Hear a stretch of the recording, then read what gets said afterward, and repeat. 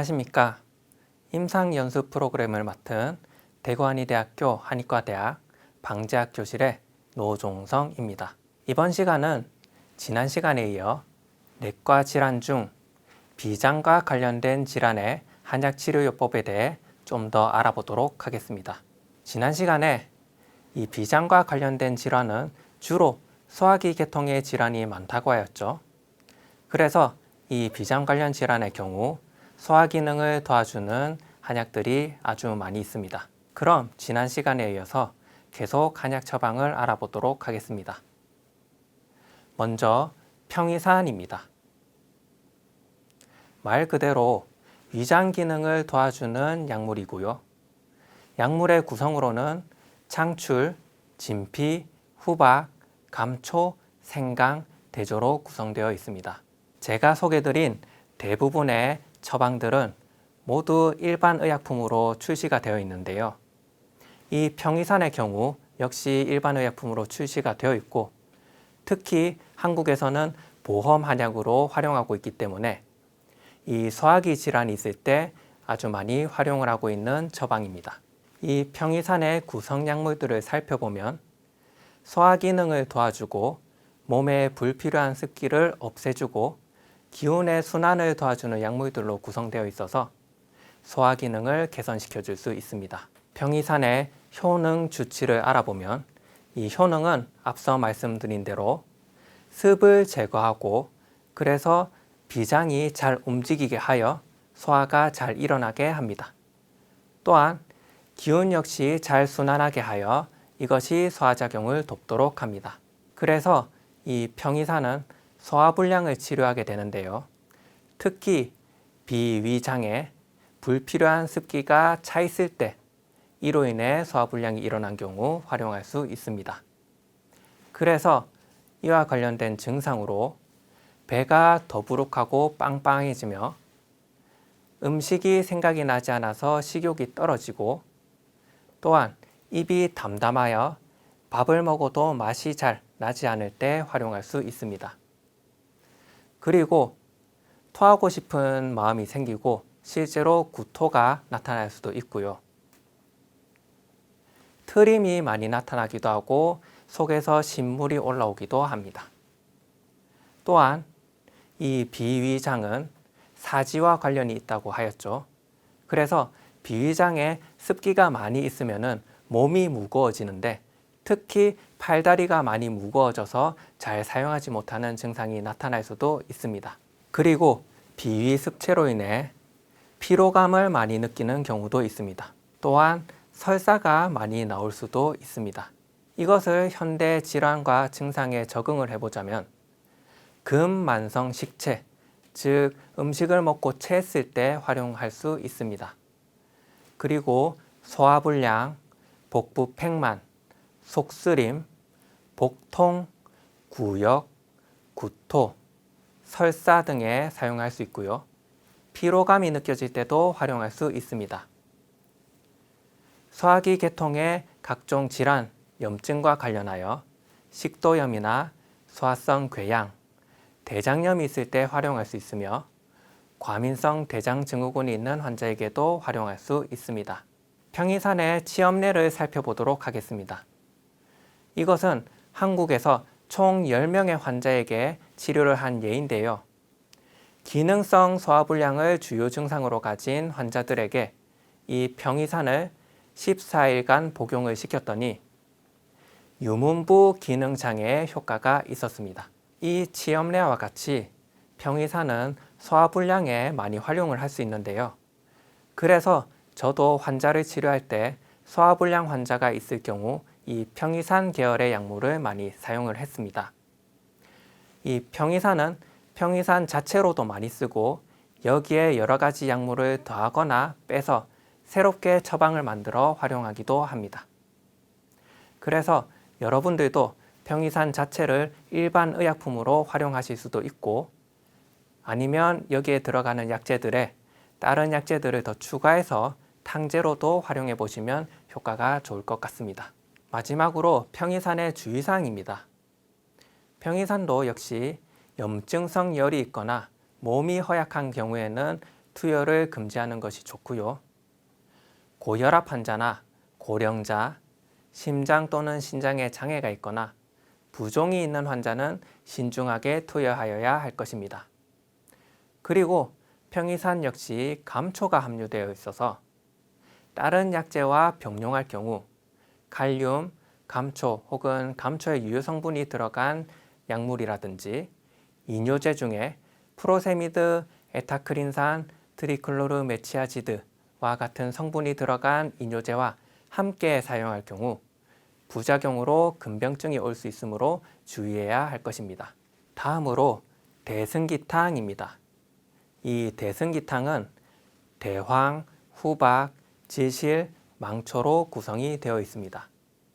이 대승기탕의 경우 앞서 배운 이중탕이나 평이산과는 조금 효능이 다른데요. 여기서는 사제의 대표적인 약물인 대황이 들어가서 변비가 있을 때 이 변비를 해소하는 작용을 주로 하게 됩니다. 그 외에 후박, 지실, 망초와 같은 약물들은 딱딱하게 굳은 대변을 풀어준다든지 복부의 팽만감을 없애주는 등의 작용을 하여 역시 변비 치료에 효과적이라고 볼 수 있습니다. 그래서 이 대승기탕의 효능을 보면 특히 변비를 해소하는데 속에 열이 많은 변비를 해소하게 됩니다. 또한 약의 효능이 아주 강렬하기 때문에 사작용이 세다라고 볼 수 있습니다. 그래서 이 대승기탕이 치료하는 주증은 양명부실증이라고 하는데 이것은 한의학의 특징적인 증상 중에 하나로 몸속에 열이 많아서 변비가 생긴 증상을 이야기합니다. 그래서 이 양명부실증이 있는 경우에는 변비가 있고 방귀를 자주 뀌게 됩니다. 그리고 복부가 답답하고 팽팽하게 불러오를 수 있으며 복통이 생길 수가 있는데 이 복통의 경우 속에 실제로 노폐물이 쌓여 있는 거기 때문에 눌렀을 때 만지는 것을 싫어하고 또 만져봤을 때 덩어리가 잡히는 경우도 있습니다.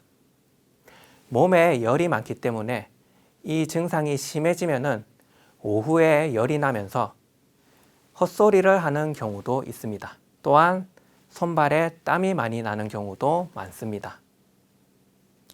이 증상의 혀와 맥을 살펴보면 혀의 경우 태가 황색으로 끼는 경우가 많습니다. 또 열이 있기 때문에 혀 자체가 갈라지는 증상이 보일 수도 있고요. 맥을 잡았을 때는 병이 인체 내부에 있기 때문에 침맥이 나타나게 됩니다. 그래서 맥을 꾹 눌렀을 때 맥이 잘 잡히게 되고 이럴 때 맥은 아주 강하게 나타날 수 있습니다. 그리고 열이 인체 하부에 있어서 설사를 하는 경우도 있는데요. 이럴 때 설사는 수양성 설사를 하는 경우가 많습니다. 이러할 때에도 대승기탕을 활용할 수가 있습니다. 이것을 현대 질환 증상에 적응해 보자면 상한, 즉 외부의 사기가 우리 몸속에 들어와서 우리 속에 병을 일으켰을 때 열이 생겨서 고열이 나타나고 변비가 생기고 복부 팽만감이 있을 때 이 대승기탕을 활용할 수 있습니다. 다음으로 대승기탕을 사용한 치험례를 알아보도록 하겠습니다. 이것 역시 한국에서 치료를 진행했는데요. 46세 남성 뇌경색 환자가 변비와 더불어 번조, 불면 증상들이 있어서 치료를 받았고 그래서 대승기탕을 총 10일 동안 투여하였습니다. 이렇게 치료를 진행하였을 때 변비를 비롯한 모든 증상이 호전이 되었습니다. 하지만 부작용으로 하복부 냉감도 역시 나타났습니다. 이처럼 대승기탕은 변비를 해소해주고 몸의 열을 잘 꺼주지만 이것이 과하게 되면은 오히려 하복부 냉감과 같은 부작용이 나타날 수 있으니 주의를 하셔야겠습니다. 마지막으로 대승기탕의 주의사항입니다.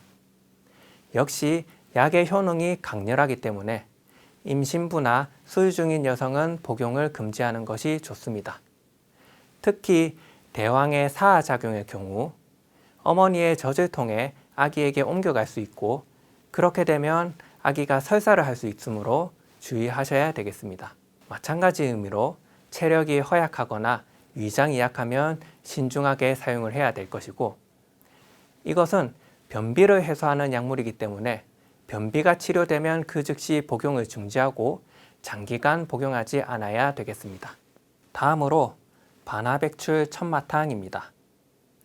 방제 이름에서도 알 수 있듯이 반하, 백출, 천마가 주요 약재로 들어가 있습니다.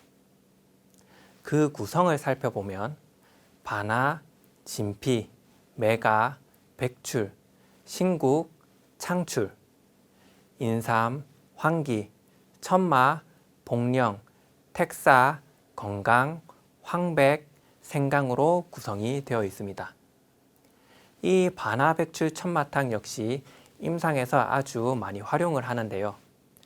특히 소화불량이 있으면서 두통이 있거나 어지러운 증상을 겸한 환자들에게 잘 활용할 수 있습니다. 반하백출 천마탕의 효능을 먼저 알아보자면 몸에 불필요한 습이나 담을 제거하는 능력이 탁월합니다. 그리고 간 기능을 조절하는 효과도 있습니다. 그래서 이 반하백출 천마탕은 풍담상뇨증이라는 증상을 치료하는데요. 즉, 몸속에 여러 가지 노폐물, 담 같은 것들이 쌓이는데 그것이 주로 인체 윗부분에 작용하여 머리 쪽에 주로 증상이 나타나는 것들을 말하는데요. 그래서 이 위쪽에 담이 있게 되면은 사람이 어지럽거나 두통이 생길 수가 있습니다. 그리고 가슴이 답답하고 구역질을 하고 싶은 마음이 생기기도 합니다. 이러한 증상이 보일 때 그 혀와 맥을 보자면 혀는 담이 있기 때문에 백색 태가 두껍게 낄 수가 있습니다. 또 맥을 잡았을 때는 검은고 현을 튕기듯이 긴장되고 통통 튀는 맥을 잡을 수도 있습니다. 이를 현대 질환 및 증상에 적응을 시켜보자면 소화불량 환자에게 활용을 할 수 있는데 소화기능 약화와 동반되어 이명이나 현기증, 두통, 편두통, 메스꺼움, 답답함, 숨참, 구역, 구토 같은 증상들이 동반된다면 이 반하백출 천마탕을 활용할 수 있습니다. 그리고 만성위염이 있을 때도 활용이 가능합니다.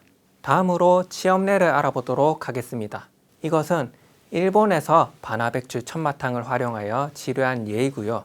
치료 대상인 36세 남성 환자는 두통, 어지러움 같은 증상을 호소하였고 이에 약 한 달 동안 반하백출 천마탕을 투여했습니다. 그 결과 주요 증상의 개선이 나타났습니다. 이렇게 어지러움증이나 두통이 있고 소화가 잘 안 된다면 반하백출 천마탕을 활용해 볼 수 있겠습니다. 그럼 반하백출 천마탕의 주의사항에 대해 알아보도록 하겠습니다. 먼저 열이 있거나 허약하여 마른 기침을 하는 사람, 신생아, 수유부, 임산부는 투여를 하지 않는 것이 좋고요. 이 반하백출 천마탕의 경우 습기를 제거한다고 하였죠. 그래서 이는 우리 몸에 필요한 수분 역시 마르게 할 수가 있습니다.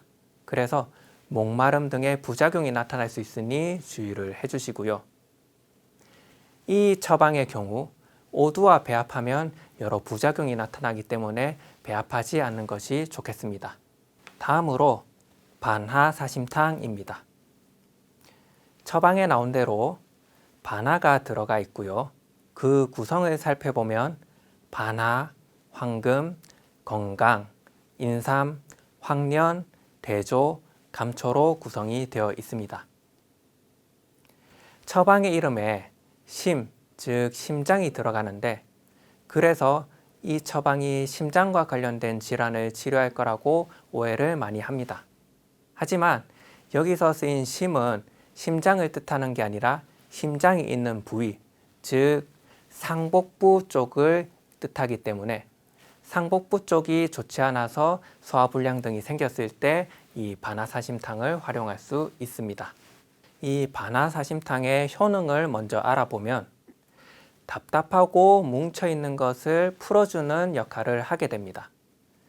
그리고 한열평조라고 하여 몸이 차가운 증상 그리고 몸이 뜨거운 증상을 모두 조절하게 되는데요.